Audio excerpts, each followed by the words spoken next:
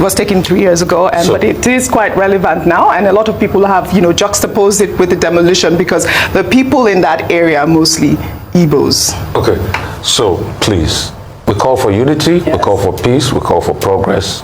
No ethnic baiting of some sort. Absolutely not. I know the last election has brought about so much division orchestrated by many parties, but please, we want a strong, indivisible nation. It's a work in progress. I'm not saying a lot of people are not hurt or violated, but please, let's keep the peace. Most importantly, we would like to call on any group. Do not violate any other ethnic group. Do not have any targeted plan. I mean, the pastor here did talk about any conspiracy and all of that. The government should come out and reassure the Igbos that nothing of such is happening. But let's go to the real matters on ground. Did those that their homes are demolished, did they get the proper approval? If they didn't get the proper approval, then they have no, gravitas here to be able to say that they have been violated. Because you must get the proper approval. Who do you deal with as regards your home? If they had the proper approval and the proper certification and all of that, they have the right to be able to take government to court.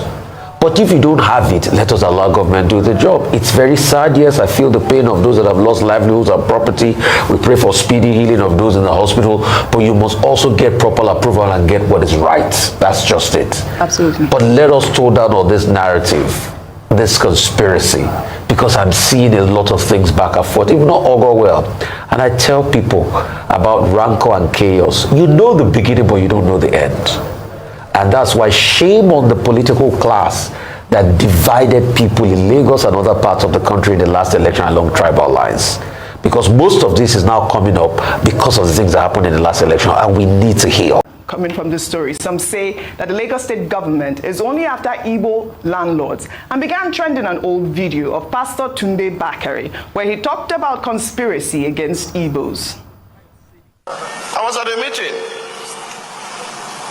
a few days back last week, and they said, the Igbos, we must find a way of checkmating them.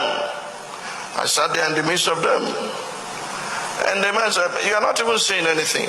I said, what is the offense? He said, they are bought everywhere in Lagos. They are buying and buying.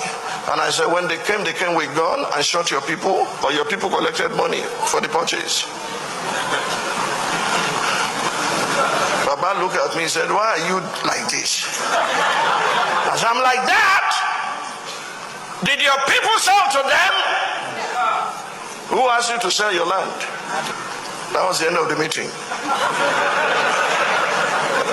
If you are going to invite me into a meeting where we are going to move the nation forward, don't pitch one tribe or ethnic nation against the other. It's not going to work for those of us who believe that the best of the North and the best of the South must come together to steer the ship of our nation. Do you understand?